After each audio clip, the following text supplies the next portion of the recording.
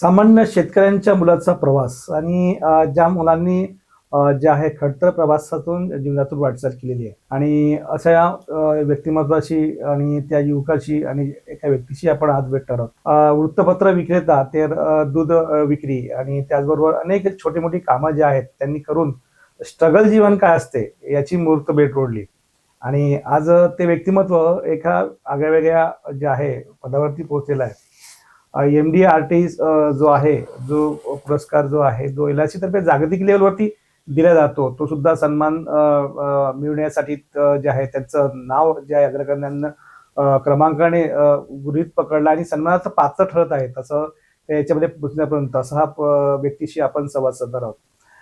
ते व्यक्ती एक स्ट्रगल वाटचाल करताना किंवा अनेक प्रसंग जे जीवनात आले, घडामोडी आल्या, त्या घडामोडींना कुठलाही जे आहे विरोधाभास न ठेवता त्याला ते समर्पकपणे त्याने उत्तर देत गेलीत आणि जीवनाचा अविभाज्य घटकच ते बनत गेले आणि त्यातून जीवनात अनेक प्रसंग आले आणि त्या एकेकाळी शिक्षण घेत असताना त्यांच्या वर येणारे प्रसंग आणि हळू त्यानंतर एका वेगळ्या दिशेला जाण्याचा जे आज युवा पिढी भरकटली जातात अशाही टोकाकडे जाण्याचाही प्रयत्न झाला, पण तिथूनही ते न डगमगता किंवा एक निस्वार्थ स्वाभिमानी वृत्ती आणि वैचारिक ती भावना आणि आध्यात्मिकतेनं असं प्रेरणा घेऊन ज्या आध्यात्मिकतेतून त्यांना एक दिशादर्शक मार्ग मिळतो आणि त्या आध्यात्मिकतेतून ते एक वाटचाल करतात आणि खरोखरच त्यांच्या जीवनात एक नवीन अशी कलाटणी मिळते. अशा व्यक्तिमत्वाची आपण भेट घेत आहोत. त्यांचं नाव आहे हितेश गाडगे. ते आज ज्या MDRT पुरस्कार जो आहे, जो अमेरिकेमध्ये नामांकित असा एक जो पुरस्कार नामांकित म्हणून मानला जातो जागतिक स्तरावरती, अशा पुरस्काराचे मानकरी ठरले आहेत आणि आज त्यांच्याशी संवाद करणार आहोत. नमस्कार आपल्या हितेश गाडगे सरजी. नमस्कार. आपला परिचय जो आहे आपण इथे द्यावा. माझं नाव आहे हितेश धनंजय गाडगे आणि मी 2009 पासनं LIC अभिकर्ता म्हणून काम करत आहे आणि 2019 पासनं सलग आता 2025 पर्यंत म्हणजे सलग 6 वर्ष झाले मी कंटिन्यू MDRT होऊन राहिला. हा माझं हे आज मी गॅलेक्सी क्लब मेंबर आहे आणि खूप लहानातून स्ट्रगल करता करता आज इथपर्यंत आलो आहे. तुमचा जो प्रवास जो आहे की एका सर्वसामान्य एका भद्र तालुक्यातील चपराडा गोडपेठ जे आहे गाव आहे जे चंद्रपूर आणि भद्रावती जे आहे या तालुक्यात येतं आणि चंद्रपूर महामार्गावर पडतं. ते गोडपेठमध्ये प्रसिद्ध आहे. तिथून चपळा एक गाव आहे जिथं त्या गावातून आपण जे आहे त्या मूळ याच्यामधून आपण त्या गावातून आलेला आहात.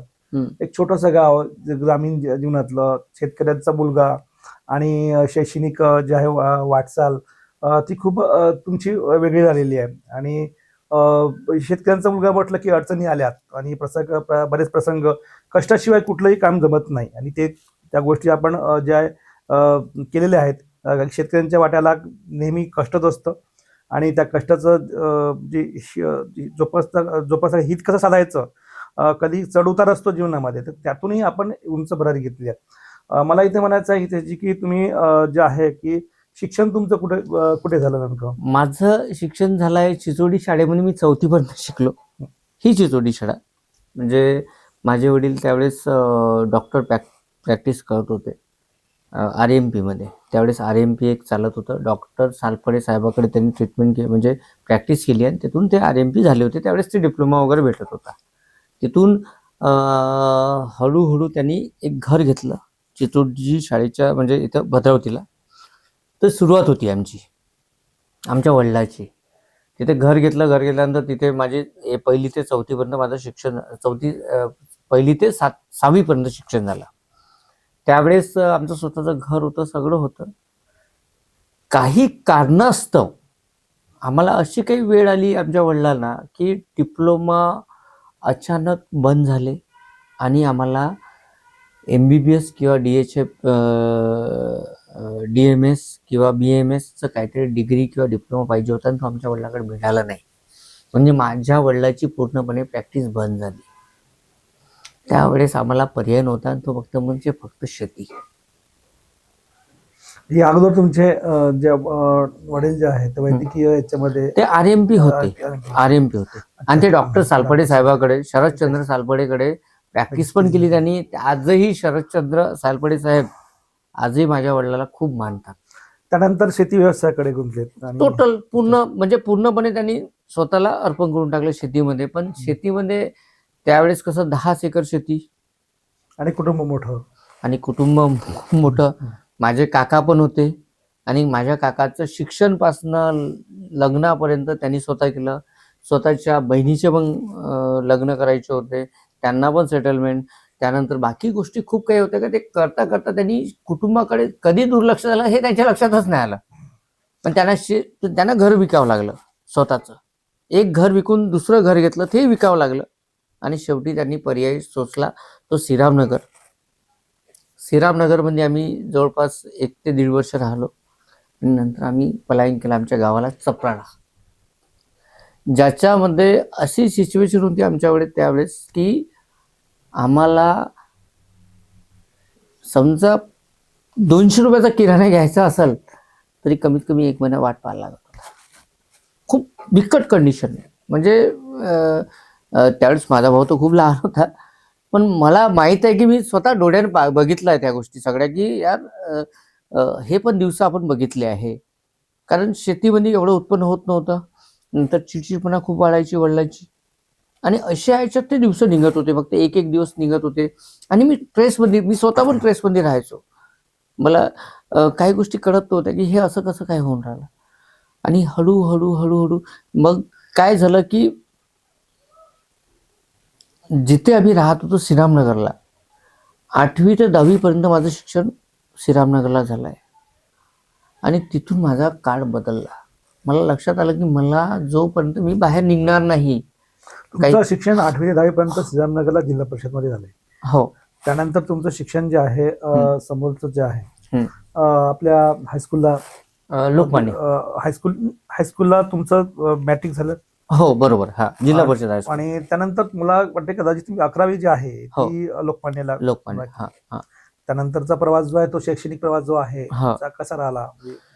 खूप खडतर राहिला, खूपच खडतर राहिला. म्हणजे इतका खडतर की मला समजलंच नाही की मी कुठं वाटचाल करते. कारण कसं राहते, माझे तणावपूर्ण वातावरण गेल्यामुळे 11वी 12वी 10वी 11वी 12वी आणि त्यानंतर माझा ज्या संगतीमध्ये मी लागलो, मला जो काळ होता तो तुमच्या फॅमिलीचा मंदीचा काळ होता. हो, खूपच. आणि तुम्ही बॅक आले होते. हो, खूपच बॅक. आर्थिक त्यातून एकदम बॅक साईड बॅक आलं होतं. आणि त्यामुळे कसं आहे की त्यातून प्रवास करणं खूप कठीण. म्हणजे मला 100 रुपये जरी म्हटलं ना त्यावेळेस, किंवा 10 रुपये जरी म्हटलं, ते खूप अडचणीचे होते त्या काळामध्ये. त्यावेळेस तुम्ही कुठकुठले शाळा शिकत असताना कसं की एखादंच कुटुंब असतं की जे एखाद्या कठीण प्रवासातून काम करतं. मी 10वी मध्ये असताना सिडॅक पेस एक कम्प्युटर होतं अनिल गोडेचं. आज मी नाव घेतो त्यांचं. आज त्यांच्याबद्दल एक रिस्पेक्ट आहे माझ्या मनामध्ये. अनिल गोडेकडे मी नोकरी केली 250 रुपयाने. त्यांच्या ऑफिसमध्ये साफसफाईपर्यंत सकाळी 10 वाजता येणे आणि सायंकाळी 6 वाजेपर्यंत काम केलं त्यांच्या ऑफिसमध्ये अनिल गोडेकडे. हे कंटिन्यू मी 2 वर्ष काम केलं आहे. म्हणजे सकाळी पेपर वाटणे, नंतर 7 ते 10 11 वाजेपर्यंत शाळा करणे आणि नंतर तिथे काम करणे. म्हणजे दैनंदिन यातला म्हणजे एक सकाळी वृत्तपत्र, त्यानंतर जो आहे आपला तुम्ही जो सांगितलं की त्याच्यामध्ये तिथलं काम करणं समोरचं, आणि दुपारनंतर जो राहिलेला भाग आहे तो रोहित. म्हणजे तुमची ते एक वेळापत्रक दैनंदिन तुम्ही ठेवून गेलं. हा काळ कुठला असेल की कोणत्या वर्षाचा हा काळ होता की ज्यावेळेस तुम्ही शिकत असताना या गोष्टी तुम्हाला ज्या आहे तुम्हाला कराव्या लागल्या? 16 ते 19. 16 ते. तुमचं वय किती होतं त्यावेळेस? 16 वर्ष फक्त. कुठल्या वर्गात तुम्ही? मी 10वी पासून सुरू केलं हे सगळं. 10वी पासून. 15 वर्षाच्या काळापासून. म्हणजे माझं वय 15 एंडिंग आणि 16 जे रनिंग लागलं. म्हणजे ते काय म्हणते ना 16 वर्ष धोक्याचं, तर ते 16 वर्षापासून माझं ते मायनस पॉईंट झाला. 16 ते 21 एवढं स्ट्रगल झालं का त्याची काहीच लिमिट नाही. आणि त्यानंतर शैक्षणिक प्रवास जो आहे समोरचा तो कसा राहिला? हा, कसं झालं, 10वी पर्यंत माझं शिक्षण झालं. त्यानंतर 11वी 12वी माझ्या वडिलांनी रूम करून दिली मला भद्रावतीमध्ये, सुरक्षा नगरला. म्हणजे आपल्या काळेसाहेबाच्या समोर आहे मारेकरचं घर म्हणून. तिथे आम्ही 2 वर्ष काढले. माझा भाऊ आणि मी दोघंही राहत होतो. त्यावेळेस कसं एक यंग जनरेशन जसं राहते तसं राहिलो. बाकी गोष्टी करणे, मित्र मंडळी वगैरे वगैरे वगैरे. आणि त्यावेळेस मी मेहनत पण केली आणि खूप छान पर्सेंट पण केले, पण त्यावेळेस ते 52% म्हणजे खूप नाही झाले. तरी पण मला असं वाटलं की यार मॅट्रिकला चला, 12वीला. 12वीला? अच्छा. हो, 12वीला. हम्म. आणि 12वी नंतर मी डायरेक्ट ITI ला गेलो. अच्छा, आयडियाला हो, पुढे राजुरा. राजूला? हो, राजुरा. एकदम लांब, एकदम लांब वडगाव लांब, सोडून हा. इथे आयडिया. कारण गव्हर्नमेंट मध्ये नंबर लागला. अच्छा, राजूला हा, नंबर आता तुमच्या कसं बरोबर. प्रायव्हेट मध्ये आपली तेवढी कॅपॅसिटी नव्हती. हम्म. गव्हर्नमेंट मध्ये नंबर लागला. गव्हर्नमेंट मध्ये नंबर लागल्यानंतर आम्ही तिथे चालला गेलो. कुठला ट्रेड होता तुमचा आयडियाचा? वेल्डर. वेल्डर. हो. त्यानंतर तुम्ही एक बेरोजगार म्हणून ट्रेड अवधी केल्यानंतर बाहेर पडल्यानंतर हा. तो काहीतरी संशोधनाचा कुठे जॉब वगैरे मिळण्याचा प्रयत्न केला हा, असेल. तो एक पर्याय होता तुम्हाला माझ्याकडे, किंवा मला काहीतरी कारण माझ्या डोक्यात फक्त मला हे सुचवलं होतं ना सगळ्यांनी की नोकरी करायची, शिक्षण हे नोकरीसाठी असते. नंतरचा काळ वेगळा आहे माझा. मग सुरुवातीला माझ्या डोक्यामध्ये हेच ठरवण्यात आलं की यार शिक्षण म्हणजे नोकरी. ते शिक्षण एक कसं आहे, विकासाचं आणि शैक्षणिक जे आहे हा जीवन जगण्याचं साधन म्हणून बघितलं जातं. हा हा आणि त्यातून अनेक पर्याय उपलब्ध होतात. हो, हो. शिक्षणाशिवाय जसं शिक्षण हे वाघेचं दूध वाघे, आहे, हा, दूध हे गुडल्याशिवाय बरोबर. हे होत नाही. हम्म. तर तो एक पायंडा, शैक्षणिक पायंडा जो आहे तो स्वतः प्रत्येकाने अंगीकृत केलेला असतो आणि तो पण आपण केला. पण मला हे म्हणायचं आहे की शैक्षणिक प्रवास हा तुमचा राहिला. त्यानंतर जसा जो प्रवास जो आहे शैक्षणिक, तो कशा पद्धतीचा होता? जसं 12वी केलं, 12वी नंतर समोर तुम्ही ITI केलं. आयटीआय केलं. आयटीआय केल्यानंतर समोर काय? ITI मध्ये मला इतकी मोठी कलाटणी भेटली, म्हणजे कसं माझी संगत पूर्णपणे चुकलेली होती. मला, कारण मी एकतर घराच्या बाहेर राहत होतो, मला कोणाचा दबाव नाही, आणि वडील व्याजानं पैसे काढून मला पाठवत होते आणि मी त्याचा गैरवापर करत होतो. तर मला समजेच नाही ना ते काही, कारण तो वयच ते होतं ना. म्हणजे वयाच्या 19 वर्षात, 18, 19, 20 वर्षात जर एखादी व्यक्ती बाहेर जात आहे तर ते वयच ते आहे. मला इथे तुम्हाला प्रश्न म्हणजे सांगायचं वाटतं की जो वृत्तपत्र विक्रेता असणारा मुलगा हम्म. आणि ज्यांनी दूध वाटप सुद्धा केलं, हम्म.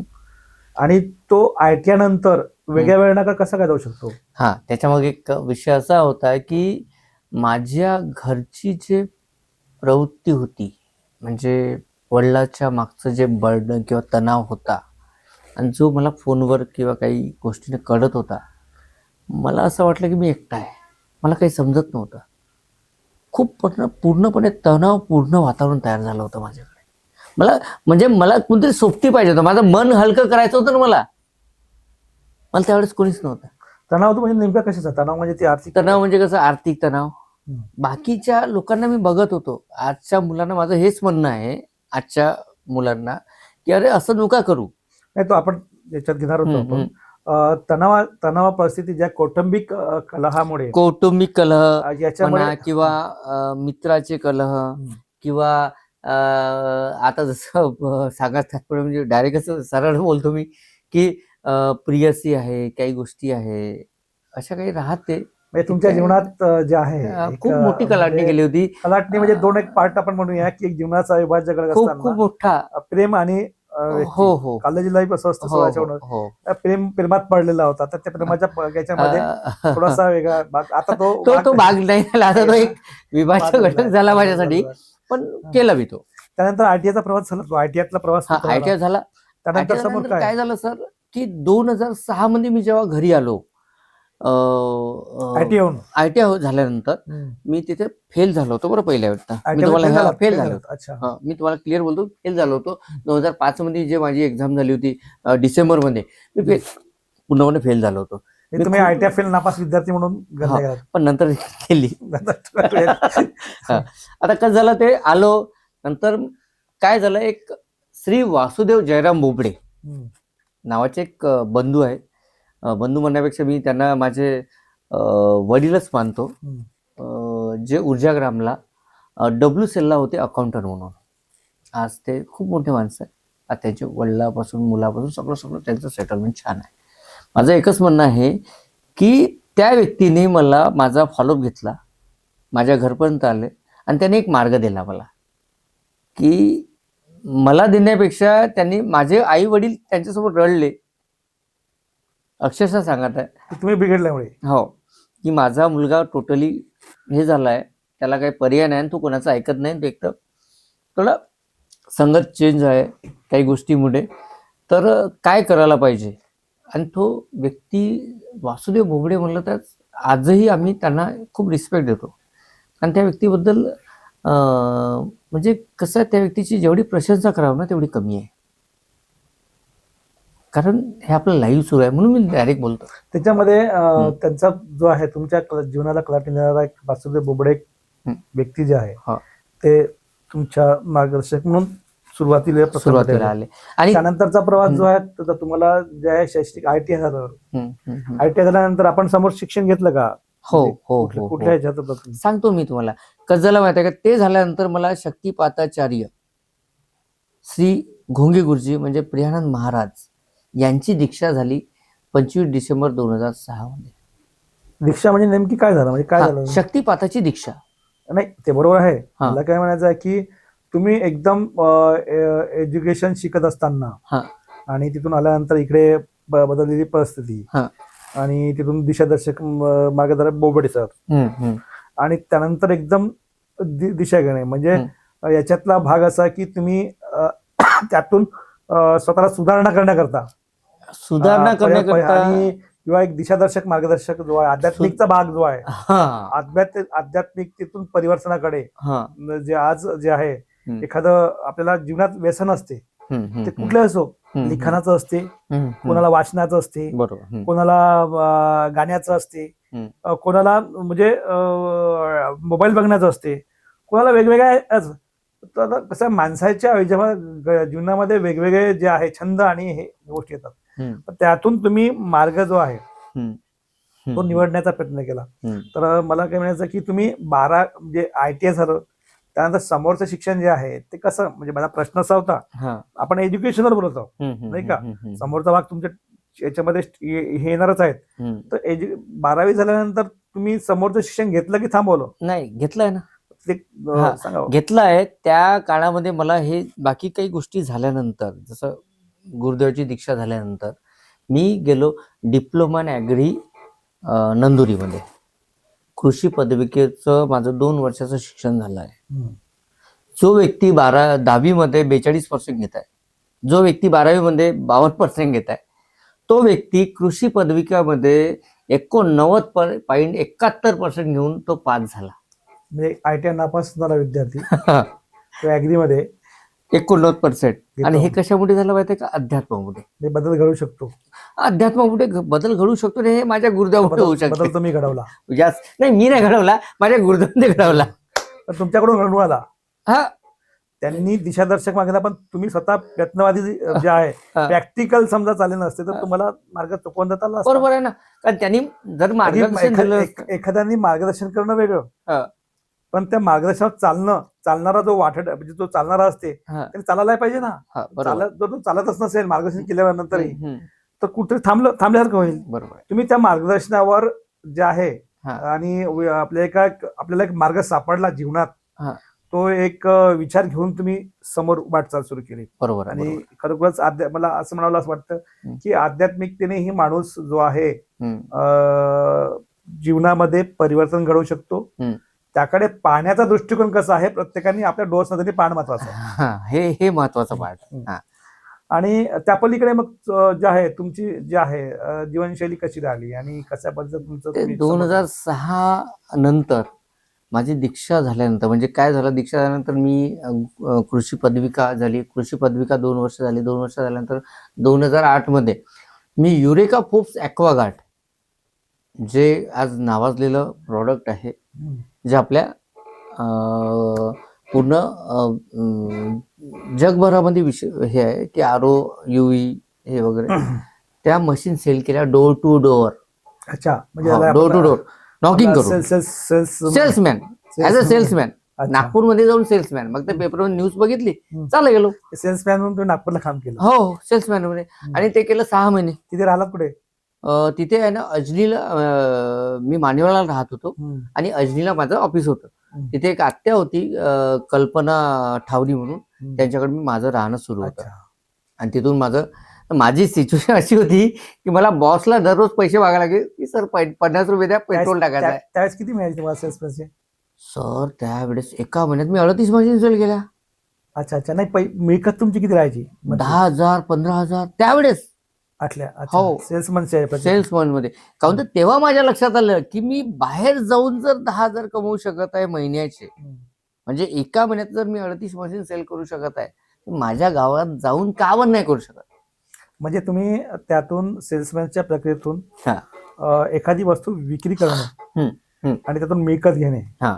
आणि उद्योगाला जोडण्याचं काम. हा. एक उद्योजक छोटासा जो आहे हम्म. तो समजा ग्राहकापर्यंत पोहोचतो आणि त्या ग्राहकापर्यंत पोहोचल्यानंतर त्याचं जे माध्यम जे आहे हम्म, हम्म. आपल्या कसं विकायचं, हा, हा. त्याला त्याला त्याला कसं मॉडिफाय करायचं, म्हणजे त्याला त्याची कशी पूर्ण हे करून घ्यायची, हा. ही शैली तुम्ही अनुभवली होती. Yes yes. आणि त्याचा फायदा तुम्हाला जो आहे हा आज जो आहे सापडला सगळ्यात का? मोठा अनुभव जो आहे सर, हा सगळ्यात पूर्णपणे मला युरेका फोर्स मधून भेटला की मार्केटिंग काय आहे. हम्म. म्हणजे तुमच्या चालण्यावरनं, तुमच्या बोलण्यावरनं, तुम्ही चालत कसे आहे, तुम्ही बोलत कसे आहे, हा सगळा अनुभव आपण तिथून यूज केला. त्यानंतर मी माझ्या गावामध्ये आलो, मी सोडून दिलं ते. आजही बॉस लोकांचे मला फोन येतात की तू काम करायला ये. मला आज मैं आपको रख दूंगा, आप मत आओ. म्हणजे हा सांगायचं तात्पर्य आहे, असं काही माझा बोलण्याचा उद्देश नाहीये. फक्त माझं एकच आहे की आल्यानंतर मी बघितलं की एक व्यक्ती आहे की जो बॅग लटकवत आहे, एक साधारण तासने म्हणून, आणि तो फिरत आहे. मी त्याला एक सहज विचारलं, यार काय रे बाबा तू का बरं फिरत आहे? 2009ची गोष्ट आहे, डिसेंबर 2009ची. तर म्हणे LIC एजंट म्हणलं की फिरायला भेटते. माझ्या डोक्यात ते क्लिक झालं, फिरायला भेटते का? हो, कुठे जायला भेटते? प्रत्येक नातेवाईकाकडे जाता येते, प्रत्येक मित्राकडे जाता येते, प्रत्येकाकडे फिरता येते. मला यार पैसे भेटते का? हो, भरपूर पैसे भेटते. मला त्यातलं काही अनुभव नव्हता आणि LIC एजंट बनेल हे मला माहीत पण नव्हतं. पण त्याच दिवशी साधनेमध्ये, म्हणजे जी दिवशी असा काही विषय झाला, त्या दिवशी साधनेमध्ये मला माझ्या गुरुदेवाने डायरेक्ट येऊन सांगितलं की हितेश तू LIC एजंट बन. हे गोष्ट आहे 25 जानेवारी 2009. मला दिवस पण आठवत आहे, कारण मी ते दिवस विसरत नाही कधीच, जे माझ्यासोबत घडले आहे. कारण मी इतिहास कधीच विसरणार नाही, कारण झिरोतून आलाय ना मला ते. तर ते त्यावेळेस माझ्या लक्षात आलं की यार LIC एजंट म्हणजे काय, मला ते पण माहीत नव्हतं. मग त्याच्या माध्यमातून मी मोरोकांत एरगुडे म्हणून आहे, CLI, जे एजंट पण आहे आणि डेव्हलपमेंट ऑफिसरचं मग काम करतात. तर त्यांनी ते 27 जानेवारी 2009 मध्ये मला एजन्सीसाठी प्रोव्हाइड केलं आणि मी एजंट झालो, म्हणजे अभिकर्ता झालो LICचा 27 जानेवारी 2009ला. ती माझी सुरुवात आहे. आणि LICच्या या माध्यमातून तुमची आता वाटचाल सुरू आहे. आणि आपण LICच्या जे काम करतात LIC मधून मिळकतीचं स्वरूप म्हणून देतं आपल्याला फिरण्याचा. मला असं याच्यातून तुमच्या याच्यावरून जाणवतं की तुम्हाला वेगवेगळ्या स्तरावरती जाण्याचा आणि संपर्क करण्याचा जो आहे, सेल्समॅनचा जो एक अनुभव आला, त्यानंतर तिथून काही अनुभव घेतले, त्यानंतर तुम्ही लगेच आला आणि इथून एखादी गोष्ट जी आहे LIC मधून किंवा याच्यामधून ज्याला आपण एक बेरोजगार युवक जो आहे त्याला एक आर्थिक पाठबळ म्हणजे किंवा आर्थिक धोरण आवश्यक असते, आणि तो भाग तुम्ही LICच्या माध्यमाने सुरू केला परंतु याच्यामध्ये तुम्ही LIC करत असताना जेव्हा वेगवेगळ्या याच्यामध्ये की असे कुठले कामं केले त्यात आज तुम्ही MDRT या पुरस्कारासाठी, म्हणजे त्यावेळेसचे LIC अभिकर्ता आणि आताच खूप फरक आहे. मधाच तुम्ही बेस्ट स्ट्रगल होत गेलात, अनेक पुरस्कार घेतलेत, वेगवेगळे पुरस्कार नामांकनात पात्र ठरलात, पण आता मोठा पुरस्कार तुम्हाला मिळाला. पण याच्यामध्ये तुम्ही LIC बरोबरच तुम्ही इतरांना तुमच्यामध्ये जे जीवनात जे घडलेले प्रसंग आहे, तर आपल्या जीवनात जे घडतं ते इतरांच्याही जीवनात तुम्हाला अनुभव घेतले तुम्ही, आणि त्यातून अनेकांना रोजगार देण्याचा जो माध्यम तुम्ही निवडला की अनेकांना रोजगार. तुम्ही LIC संदर्भात असे कुठलेही दावे जे आहेत किंवा जे पोटतिडकीने सोडलेले आहे कुठलंही न करता, हा एक सामाजिक दायित्वाचा भाग आहे तुमचा. आणि त्यामुळे असे कुठले हे आहेत की तुम्ही LICच्या त्या काळापासून आतापर्यंत की कुठले मदत जे आहे तुमच्या माध्यमानं जे आहे करत आला? बाकी उपक्रम तर हा नंतरचा पार्ट आहे. सुरुवात जे माझी 2009 पासून झाली, मला सहजासहजी कोणी काही पॉलिसी नद्दे हा शब्द नाही आहे, आणि त्यावेळेस माझं बॅकग्राऊंड काहीच नव्हतं. आणि माझ्याकडे पाहण्याचा दृष्टिकोन लोकांचा खूप वेगळा होता. कारण मी तुम्हाला पहिलेच सांगितलं आहे की माझं बॅड इम्प्रेशन लोकांपर्यंत गेलं होतं की हा अलग आहे. मला या बिझनेसमध्ये स्ट्रगल करणं खूप आवश्यक होतं. काहून तर मला लोकांच्या डोक्यातून हे काढायचं होतं की अरे नाही, हा सुधारला आहे. हे सगळ्यात मोठं माझ्यासमोर खूप मोठं अचिव्हमेंट होतं. मला लोकांनी घराच्या बाहेर पण काढलं जेव्हा सुरुवात केली ना. अरे नाही म्हणे बाबा, ते तू करू शकत नाही आणि आम्ही तुमच्यापर्यंत येत नाही कारण तू गेलेला आहे. तर मी जरी माझं सगळं सकाळी 6 वाजेपासून मी फिरत होतो, फक्त सकाळी 6 वाजेपासून रात्री 10 वाजेपर्यंत. आजही मला हे दुःख आहे की त्या लोकांनी मला हाकलून दिलं ज्यांच्या पॉलिसी आज माझ्याकडे आहे. हा खूप मोठा विषय आहे. गावातून रामकृष्ण ताजने माझे पहिले कस्टमर आहे, जे माझे 27 जानेवारी 2009चे कस्टमर आहे. आणि माझा एक खास मित्र आज जो नाही आहे माझ्यात, राहुल लेडांगे, ज्याने मला खरंच सांगितलं की यार तू करना, हम है. आज तो व्यक्ती नाही आहे आमच्यात. 14 फरवरी 2019ला तो ब्रह्मलीन झाला. पण त्याला खूप मोठा हात होता मला सपोर्ट करण्याचा. आज माझं जर गाव माझ्यावर जर काही आहे तर त्याच्यामध्ये सगळ्यात मोठा हात आहे राहुल लेडांगेचा. आज मी नाव घेत आहे कारण तो खरंच होता, व्यक्तिमत्व होतं त्याचं. आज नाहीतर काही गरज नाही, तो गेला ना. पण आजही नाव घेत आहे काहून तर त्याची खरंच ती क्वालिटी होती. 2009 झाला. 2009 मध्ये मी 144 पॉलिसी केल्या आणि माझ्या ब्रँचमध्ये मी नंबर 1 आलो. आणि ती माझी सुरुवात होती, जे की माझं काहीच अचिव्हमेंट नव्हतं. त्याच्यामध्ये माझा डोंगरगाव मध्ये माझे मामा आहे प्रवीण बुरान, त्यांचा एक फुल सपोर्ट. त्यानंतर माझ्या गावातून Rahul Ledange full support, Ganesh Nagpure Chalbadi full support आणि घोडपेठमध्ये संध्याताई खडके फुल सपोर्ट. ह्या लोकांनी मला उचललं. भद्रावतीमध्ये विषयच नव्हता. त्यावेळेस माझी एकही पॉलिसी भद्रावतीची झाली नाही. 2010 मध्ये योगेश भाऊ मत्ते आणि सुरुवात आहे ती योगेश भाऊ मत्तेच्या माध्यमातून मी भद्रावतीमध्ये प्रलायन केला. योगेश मत्ते हा सगळ्यात मोठा विषय आहे भद्रावतीमध्ये एंट्री करायचा. आणि सेकंड पर्सन आहे निलेश गुंडावार. आज निलेश गुंडावारची सगळ्यात मोठी पॉलिसी जर कोणाची असेल तर निलेश दादा गुंडावार. त्या व्यक्तीने मला खरंच आपलं मानलं आणि त्यांनी एक पॉलिसी दिली आणि भद्रावतीमध्ये एंट्री केली. इथे जी जे आहे समोर जे आहे वाटचाल त्यानंतर ती वाटचाल कशी म्हणजे तुमची राहिली त्यानंतरची? जसं काय झालं की भद्रावतीमध्ये एंट्री केली तरी पण भद्रावतीमध्ये मला खूप स्ट्रगल करावं लागलं. म्हणजे भद्रावती मला कुणी ओळखत नव्हतं. कारण माझे वडील की असे म्हणजे कुठे नोकरीवर किंवा काही असं नव्हतं. एक शेतकरी म्हणून जाण होती. त्यावेळेस श्री भुजंग पोटे आणि कविता पोटे हे 2 असे आहे का. भुजंग पोटे म्हटलं तर नगर परिषदला काम करतात आणि कविता पोटे यांनी अक्षरशः फोन करू लोकांना माझ्याबद्दल सांगितलं की यांच्याकडे पॉलिसी काढा. त्यावेळेस माझं काही असं कार्यालय किंवा काही असं नव्हतं. मी बोडालेच्या घरी बसत होतो. श्री अजबरावजी बोडाले, खोबरे प्लाट म्हणजे भद्रावतीला. तिथे जायचं, काहीतरी टाइमपास करायचा. त्यानंतर लोकांशी, कारण मला कळत नव्हतं की मी काय करायला पाहिजे. कारण कंटिन्यू काही ना काही मला समजत नव्हतं का माझं. आज मी ठीक आहे, मी आज 1 वर्षात तर 144 पॉलिसी केल्या, पण नंतर काय करायचं. कारण मला असा कोणता सपोर्ट भेटला नव्हता. कारण माझे एरवडे सर तर मला खूप सपोर्ट करत होते, तरी पण मला जे बाकी ट्रेनिंग म्हणा किंवा काही असं प्रॅक्टिस असं काही भेटलं नाही. त्यावेळेस 2011 मध्ये मुकेश जोशीचं ट्रेनिंग केलं मी मुंबईला 3 दिवस, ज्यांनी मला बेसिक फंडामेंटल कसं राहते, म्हणजे बेसिक नॉलेज कसं राहते हे शिकवलं. आणि त्यातून माझ्या घडामोडी सुरू झाल्या. मुंबईपर्यंत कसे पोहोचले? डायरेक्ट त्यांचं एक मला एरगुडे सरांनी सांगितलं की यांची ट्रेनिंग करून टाक. आणि आणि त्याच्यात काही अमाऊंट भरावं लागते आणि आम्ही तिथपर्यंत चालले गेलो. त्यावेळेस राजेश निहारे म्हणून एक मुलगा होता निंबाळ्याचा, तो आणि आम्ही दोघंही ते ट्रेनिंग अटेंड केली आणि तिथून माझ्या जीवनाचा कलागोट झाला.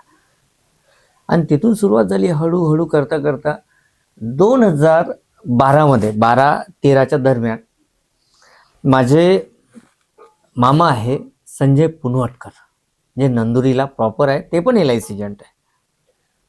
त्यांनी लिस्ट काढली वोरा ब्रँचमधनं की कुणा लोकांचे पैसे भेटले नाही. त्यांना मी त्याला प्रवृत्त केलं होतं की मामा हे लिस्ट काढ, कुणाला खरंच पैसे भेटले नाही.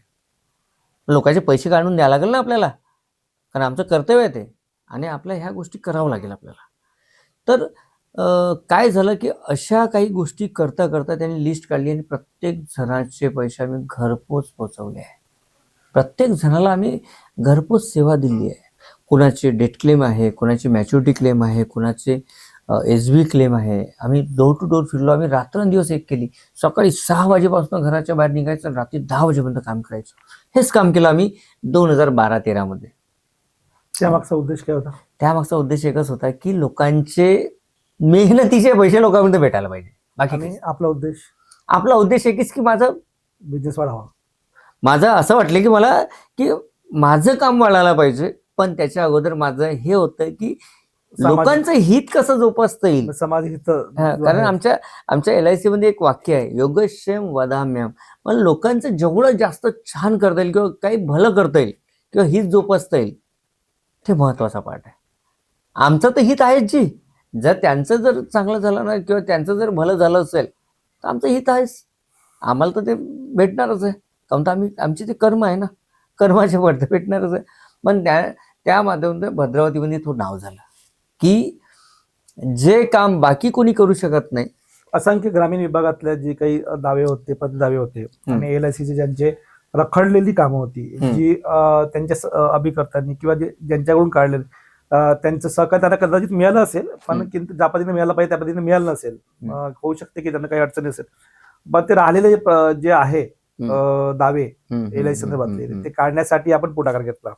आणि त्यातून तुमचा एक उद्देश होता की या लोकांना एक सेवा तर द्यायची, पण त्या सेवेमधून एक आपण जे आपली ओळख जी आहे ती एक चांगली ओळख निर्माण करता आली पाहिजे. एखादा म्हणजे त्याला काय म्हणतो, मदतीचा हात, कुठलंही कमिशन किंवा कुठलाही आर्थिक धोरण न ठेवता. आणि हे काम आपल्या हातून आपण केलं आणि त्यातून ती तुम्हाला एक अजून प्रेरणा मिळाली की चला आपण याच्याकडे जे आहे LIC मध्ये आपण काहीतरी त्यापेक्षा वेगळं करू शकतो. त्यांना रोजगारही देऊ शकतो, ज्यांना रोजगार नाही त्यांना. त्याचबरोबर त्यांच्या LIC पण रोजगार दिल्यानंतर त्यांच्याच LIC पण आपल्याला मिळू शकतात, हा पण उद्देश असू शकतो. पण त्याच्यामध्ये तुम्ही मुळात जे आहे जी लोक वंचित आहेत, जे गोरगरीब आहेत, ज्या लोकांपर्यंत कोणी पोहोचलं नाहीये, त्या लोकांनाही LIC काय असते हे पटवून देण्याचं काम आपण केलेलं आहे असं दिसतं. आणि ते खूप महत्वाचं आहे. त्या संदर्भात आपलं काय? कसं आहे, जसं आपलं घोळपेट, घोटनिंबाळा, हेटी, चालबडी चपराडा, आमचा कचराडा, गुंजाळा, हा ग्रामीण भाग जो होता हा खूप काही असा प्रगतशील नाही म्हणता येणार. तो मागासवर्गीय होता. त्यांच्यामधनं काही लोक पोचले असा विषय नाही, पण खूपच गरीब जरी असेल, त्या एखादी व्यक्ती जर त्या घरातला जर काही हादसा झाला आणि त्या ह्याच्यात जर गेला असेल तर त्यांना काहीच नाही मिळालं. ह्या गोष्टी मला माहीत झाल्या. मला खूप चीड आली की यार ठीक आहे ना, जास्त नाही काढू शकत, 10,000 नाही काढू शकत, 2,000 काढू शकते ना. कमीत कमी तो जर करता व्यक्ती जर गेला तर त्याला काहीतरी मदत होईल, काही आर्थिक मदत होईल. हा मागचा उद्देश होता. म्हणजे माझं हित तर नंतरचा विषय आहे, पहिले त्यांचं हित काय, त्यांचं भलं कसं होईल, त्यांचे पोरं बाळ आहे, त्यांना काहीतरी इन्शुरन्स किंवा विमा मिळाला पाहिजे. कारण LICचा तो ब्रीद वाक्य आहे की सगळ्यात जास्त म्हणलं तर विमा. का करता व्यक्ती गेल्यानंतर ती घरची जेवढी जिम्मेदारी आहे, कमीत कमी 1 ते 2 वर्ष त्या बाईला ते 2 वर्ष सहज पोचता येईल. 2 वर्षामध्ये माणूस म्हणजे कुटुंब रेग्युलर येऊन जाते. रेग्युलर जे आहे, पण त्या 2 वर्षात त्या दुःखातून बाहेर काढण्यासाठी जीवन विमा खूप मोठा LIC एक पर्याय आहे. आणि हा खूप मोठा विषय होता. आणि हेटीमध्ये, घोटमध्ये, निंबाळामध्ये, निंबाळा, घोळपेट, चालबडी चपराळा, ह्या अशा याच्यात आपण अस्तित्वात टोटल पूर्ण भिन्न झालो आणि प्रत्येकाच्या पॉलिस्या काढल्या. आणि त्यानंतर जो आहे समोर जे आहे LICचं माध्यम तुम्ही काम करत जात, पण LICच्या माध्यमातून जे आहे की काही दिशादर्शक कामं आपण केलेली आहेत, एक सामाजिक दायित्वाशी संबंधित आहेत. तर अशी कुठलीही कामं आहेत जी आता तुम्ही इथपर्यंत पोहोचलात, पण ते मधात जी जी काही रिलेशन झाली तुमची की एखाद्यांना मदत करणे, जसं दावे काढून दिले, त्यानंतर तुम्ही तिथून अजून एक स्टेप तुम्ही समोर गेला, त्यानंतर अजून एक स्टेप समोर जाण्याचा विचार जो आहे की उत्तरदायित्व. एखाद्या सगळेच अभिकर्ता असतात, LICचे काम करतात, बाकीचे वेगवेगळ्या ठिकाणचे खूप जे आहेत असतात, पण सगळेच या पदापर्यंत जातात असं नाही आहे. परंतु जी कष्ट, जिद्द, चिकाटी आणि मागचा प्रवास जो झालेला आहे आपल्या जीवनात जो बदल जो आहे, झालेला घटनाक्रम आणि चढ उतार हे पाहिलेले आहे. त्यामुळे तिथून बाहेर कसं पडायचं, तिथून वर कसं यायचं, त्या पदापर्यंत कसं पोहोचायचं, या लेवलला तुमचं काम चाललेलं आहे. मला इथं म्हणजे तुमच्याकडून अभिप्रेत आहे की सोशल जो भाग राहिलेला आहे तुमचा, ज्या भद्रावतीकरांसाठी म्हणा, ग्रामीण विभागासाठी असेल म्हणा, शैक्षणिक धोरणासाठी, शैक्षणिक असेल की सामाजिक असेल, कलात्मक असेल, इतर महिला विषयक काही असतील, यासाठी कुठकुठले सहकार्य आपण आपल्या माध्यमातून केलेले आहेत? केलंय. बघा कसं आहे, शैक्षणिक म्हटलं तर सगळ्यात पहिले हा विषय की 26 जानेवारी दरवर्षी मी प्रत्येक गावातल्या जिल्हा परिषद प्राथमिक शाळेला दरवर्षी माझ्याकडनं शालेय गिफ्ट राहते, जसं शालेय गिफ्ट पूर्णपणे किट राहते, ते जसं बॅग आहे, त्यांचा जे काही खर्च आहे वर्षभराचा तो टोटली आपण दिला जाते. आणि हा आपण देतो दरवर्षी 26 जानेवारीला. मागच्या वर्षी जसं कोशीला होतं, यावेळेस चपराळा आहे, समोर सालबर्डी आहे, घोलपेट आहे, असे भरपूरसे गावं राहील का ज्याच्यामध्ये आपण दरवर्षी देणार आहे, आणि ते 26 जानेवारीला. त्यामागचा उद्देश एकच आहे की कमीत कमी जिल्हा परिषद शाळा जे आमच्या गरीबाच्या त्या पोरांना काहीतरी चांगलं भेटायला पाहिजे, ते त्यांचं काहीतरी छान काम व्हायला पाहिजे. कॉन्व्हेंटवाल्याला काही गरज नाही माझ्या मते, पण आमच्या जिल्हा परिषद शाळेला गरज आहे, कारण ते आमच्या गरीबाची पोरं आहे ना. कारण मी आलो ना तिथून, मला माहिती आहे ना माझं काय. जिल्हा परिषदचे विद्यार्थी असल्यामुळे जिल्हा परिषद शाळेची तुमची आस्था आहे. आज त्या लोकांनी, त्या टीचर लोकांनी मला घडवलं आहे. आज मुगे मॅडम आहे, आमचे डॉक्टर विजय भोयर आहे, जे केंद्र प्रमुख राहिले आहे, जे आमचे डॉक्टर संजय माथंकर सर आहे, आजही रिस्पेक्टफुल पर्सन आहे. आजही भसारकर सर आहे, ज्यांनी मला पॉलिसी देऊन उभं केलं आहे. खूप मोठ्या त्यांचं नाव घेतो मी. आजही आमच्या श्री राजीव खोटेमाटे सर आहे, आमचे बोडाले सर आहे, सुभाष बोडाले सर, आज त्यांचं नाव घेतो. काहून तर त्या लोकांनी उभं केलं आहे. आजही खूप मोठं सहकार्य लाभलं आहे यांचं. आज 2013 मध्ये माझं हे सगळं झाल्यानंतर 2014 मध्ये माझ्या गुरुजीनं मला सांगितलं, माझ्या गुरुदेवानं मला सांगितलं, माझे म्हणजे परमपूज्य सद्गुरू माझे प्रियानंद महाराज यांनी मला सांगितलं, अरे झालं ना तुझं आता फिरणं, आता तू आपलं ऑफिस टाक. मी किरायानं करायसाठी आलो होतो, त्यांनी मला हे ऑफिस घ्यायला लागलं, जे की माझ्याकडे फक्त 500 रुपये होते. मला रिअल सांगत आहे, फक्त 500 रुपये होते. पण गुरुजींनी सांगितलं की दया तू घेऊन घे, तो ब्लॉक घ्यायचा बरं तुला. त्यांच्यावर तुमची श्रद्धा होती. श्रद्धा होती, माझं श्रद्धास्थान असते. म्हणजे एक आध्यात्मिकतेचा भाग दृष्टिकोन तुम्ही दिले. आणि एखाद्या व्यक्तीवर श्रद्धा असणे हे म्हणजे माझ्यासाठी ते व्यक्ती नाही, जीवनात प्रत्येकाच्या व्यक्तीच्या जीवनामध्ये श्रद्धा असते. त्याला आपण म्हणतो स्ट्रगल लाईफचा एक निर्माता असतो, तो कुठलाही असो, तो त्याच्या विचारसरणीनं आपण एक पाऊल ठेवतो, ते चांगलं पाऊल असतं. आणि त्या पाऊल ठेवून तुम्ही ज्या दिशादर्शक गुरु म्हणून किंवा एक आध्यात्मिक म्हणून जे आहे, जसं आपल्या स्वामी विवेकानंद मी सांगितलं आहे कि जिसे लोग आम आदमी समझते मैं उनको अपना गुरु मानता हूँ या अपना भगवान मानता हूँ. मी तसंच समजतो. जेवढे लोक माझ्या गुरुदेवाला आम आदमी समजत असेल ना, तर मी त्यांना माझा भगवान मानतो. आणि ते माझे गुरुदेव प्रियानंद बाबा आहे, खूप मानतो त्यांची. म्हणजे मी तुलना नाही करू शकत कशामध्ये, कोणामध्येच नाही. माझे परमपूज्य सद्गुरू दादाश्री महाराज आणि माझे परमपूज्य सद्गुरू प्रियानंद बाबा आणि माझी आनंदमयी ताई, हे म्हणजे माझ्यासाठी म्हणजे असं आहे की म्हणजे कमळच आहे त्यांच्यासाठी, म्हणजे वाचच नाही आहे माझ्यासाठी. काहून तर 2014 नंतर तर खूप चांगलं झालं. पण 2019 मध्ये जो माझ्यासोबत म्हणजे वैवाहिक जीवनामध्ये जो घटस्फोट होते ना, तसा घटस्फोट तो 2019 नंतर झालाय, जो कोणाच्या लक्षात नाही.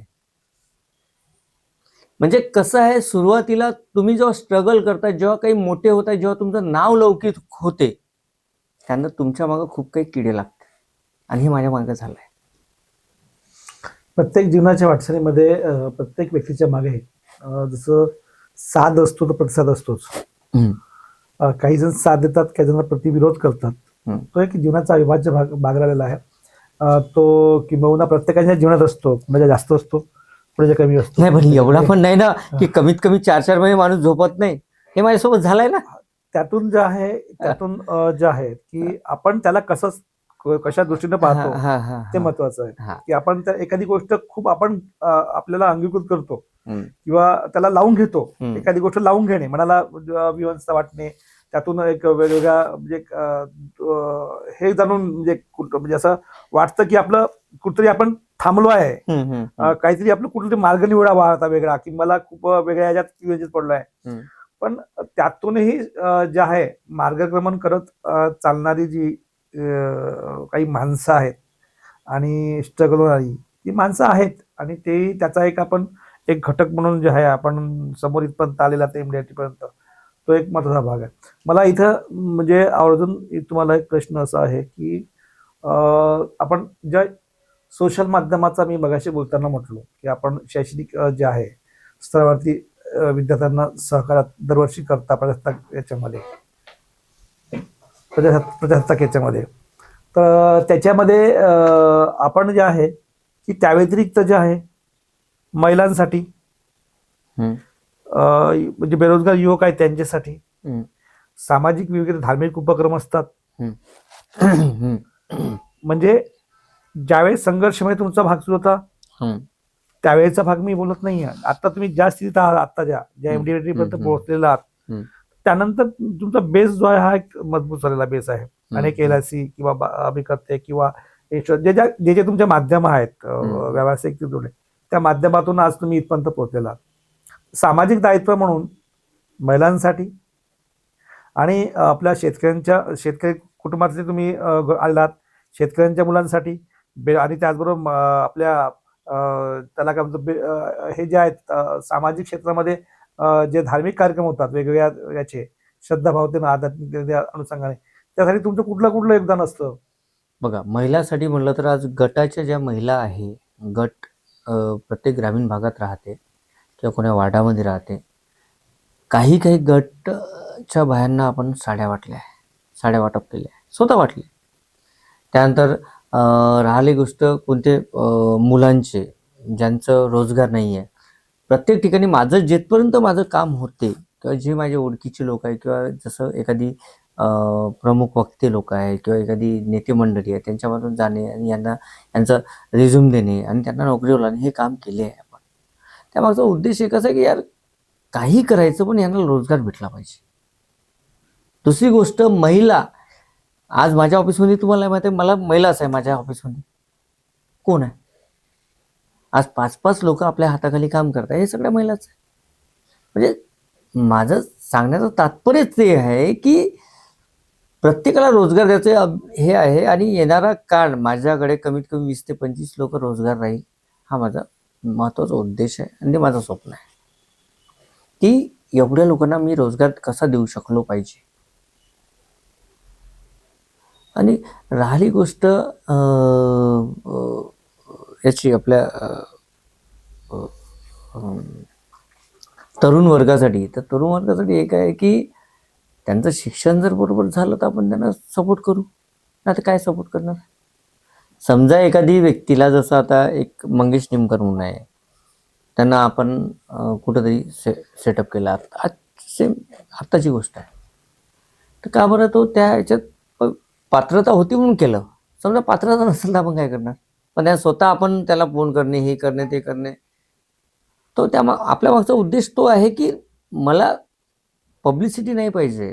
मला एकच आहे की एखाद्याचं घर जर माझ्यामुळे जर चालत असेल, त्याची घरची चुली जर पेटत असेल, तर आपण सहभाग दर्शवला पाहिजे. काय हरकत आहे. यामध्ये जे आहेत की आपण जे आहे LICच्या विविध ज्या आहेत प्लॅन आहेत, हा. विविध आपल्या लोकांच्या जीवनामध्ये एक शेवटचा बेस हे असतं की कुटुंबाकरता काहीतरी असलं पाहिजे, आणि ते सध्या अद्यस्थित आहे ते असलं पाहिजे. त्यानंतर एखाद्या घटक कुटुंबधारक गेल्यानंतर जी परिस्थिती काय होते, दुःख वेदना काय असतात, ते कुटुंबाने सोसलेलं असतं. आणि आपण ग्रामीण, शहरी आणि विविध क्षेत्रातनं जे आहे आपल्या LICच्या माध्यमातून काम चालवलेलं आहे. तर LICचं काम जे आहे, तुम्ही कुठकुठले प्लॅन्स वगैरे जे आहेत अनेक जे आहेत ते केलेले, आणि किती आज तुमच्याकडे संख्या जी आहे त्याची इथपर्यंत पोहोचण्यासाठी? माझ्याकडे आता जवळपास 4,377 लोकांच्या पॉलिसी आहे. त्या कुठल्या स्तरावरच्या आहेत? ग्रामीण पण आहे आणि शहरी पण आहे. त्यात ग्रामीण जास्त आहे की शहरी जास्त आहे? नाही, आता सध्याच्या सिच्युएशनमध्ये जर विचार केला तर 1200-1300 पॉलिसी आपल्या ग्रामीण आहे आणि बाकी पूर्णपणे शहरी आहे. शहरी किती आहेत? अंदाज साकडा किती आहे नाही, तुमचा? अंदाज कशाला, डायरेक्ट सांगतो ना. हा. 2300 काहीतरी शहरातले आहे. आपल्या भद्रावतीमध्ये, प्रॉपर भद्रावतीमध्ये 2150 पॉलिसी आहे. म्हणजे भद्रावतीचं प्रेम तुमच्यावर जास्त आहे? नाही, असं नाही म्हणता येणार. माझं प्रेम म्हणजे कसं, ज्या लोकांनी प्रेम दर्शवलं ना, जसं आमचे हेमंतदादा आवारी, गोलूदादा ठेंगे, जे हे लोक आहे ना, ह्या लोकांनी आपल्याला उचललाय, ह्या लोकांनी आपल्याला सपोर्ट केलाय. जसे आमचे बंधुताई नागमोते, आणि ह्या सगळ्या मागचा उद्देश हा आहे की ह्या लोकांनी एवढं उचललंय, यांनी एवढं सपोर्ट केलाय की नाही यार, इथे तू पाहिजे. मी रडलो नाही यांच्यासमोर, माझं रडणं पण झालंय.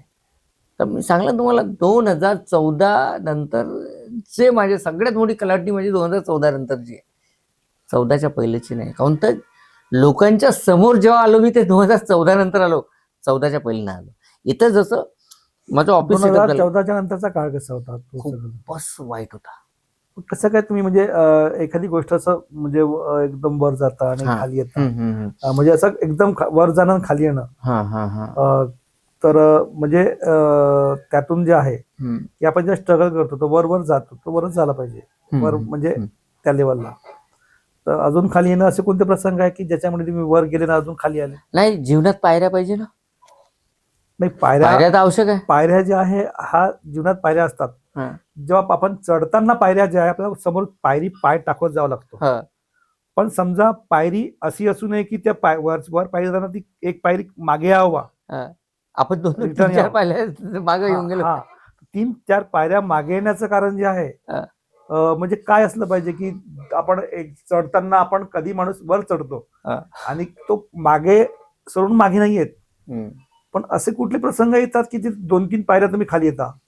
त्याचा मागचा उद्देश असा आहे की 2015 मध्ये म्हणजे 9 जुलै 2015ला माझं ऑफिसचं इनॉग्रेशन झालं.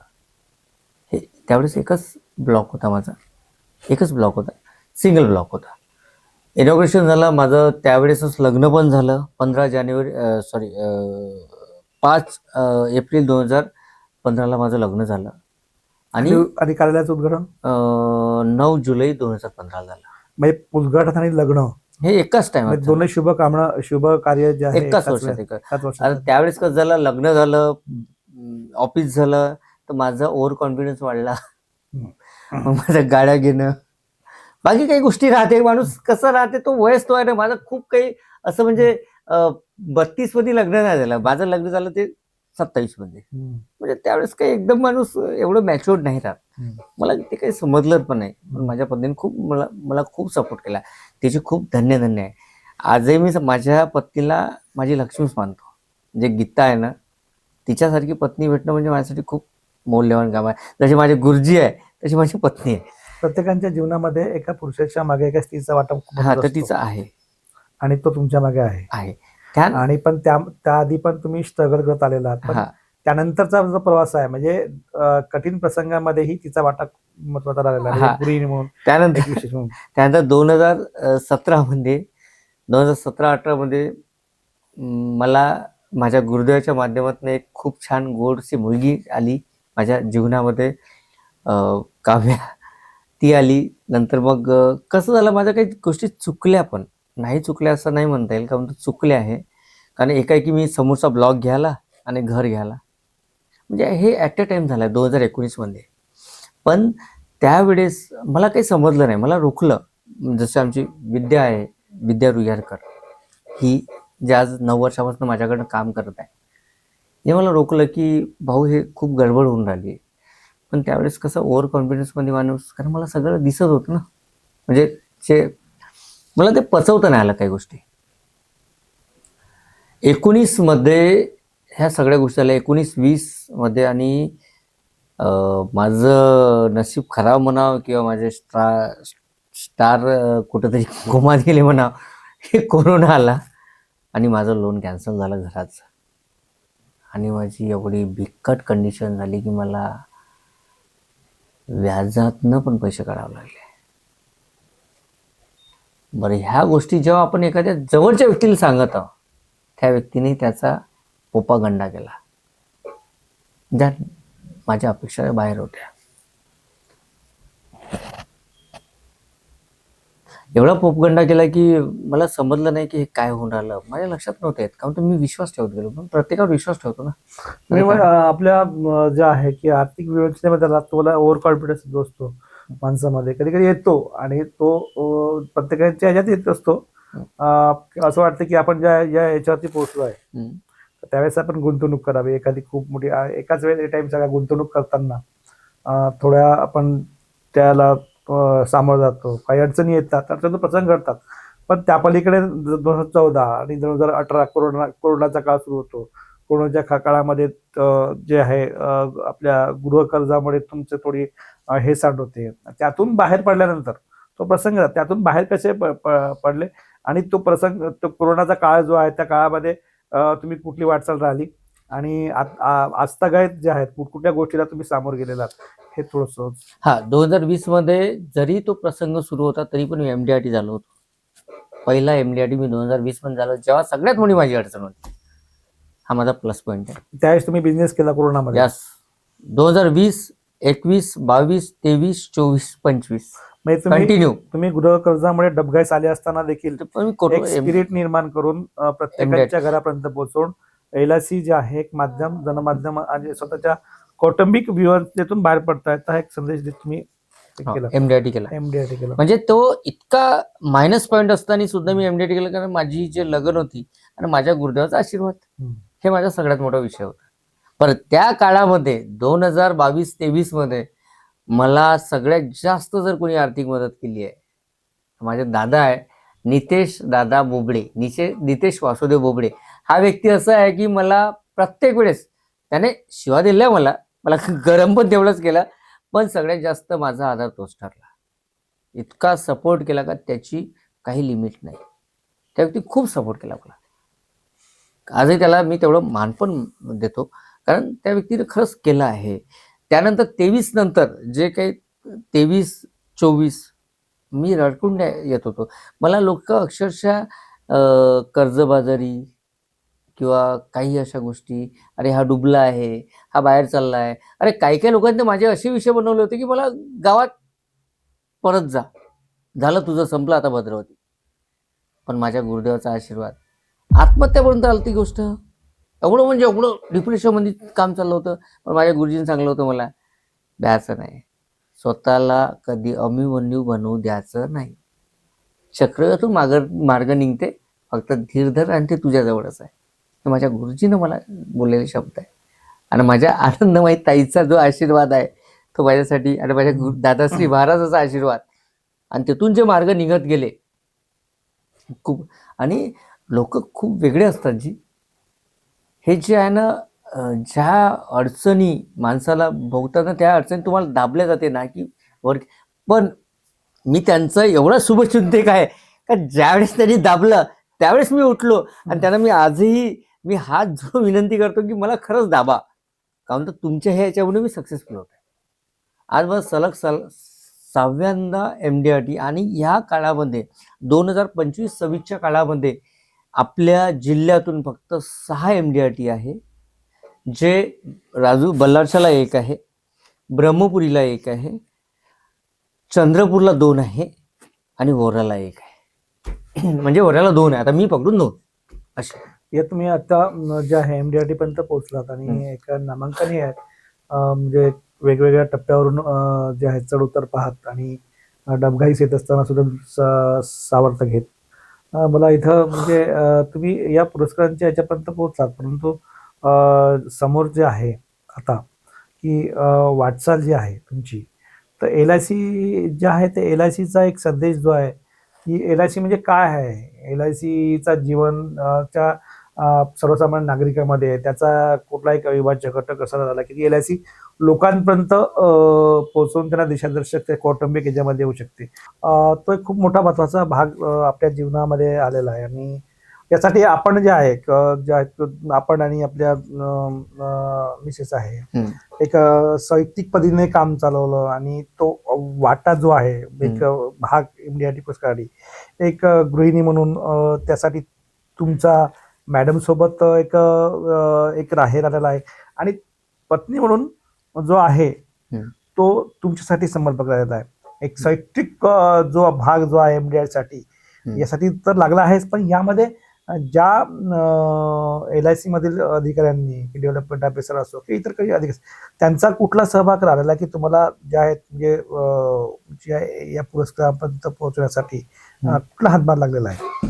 माझा सगळ्यात म्हणण्याचा उद्देश हा आहे की माझी पत्नी आणि मी, आम्ही म्हणजे सौ गीता हितेश गाडगे माझी पत्नी, तिच्या नावानेच ती एजन्सी आहे आणि ती स्वतः यावेळेस वर्धा ब्रँचमधनं MDRT झाली आहे. बरं, त्याच्यामध्ये ते जे डेव्हलपमेंट ऑफिसर आहे हे आमचे म्हणजे विकास अधिकारी श्री सचिनजी उघडे सर, हे आमचे डेव्हलपमेंट ऑफिसर आहे.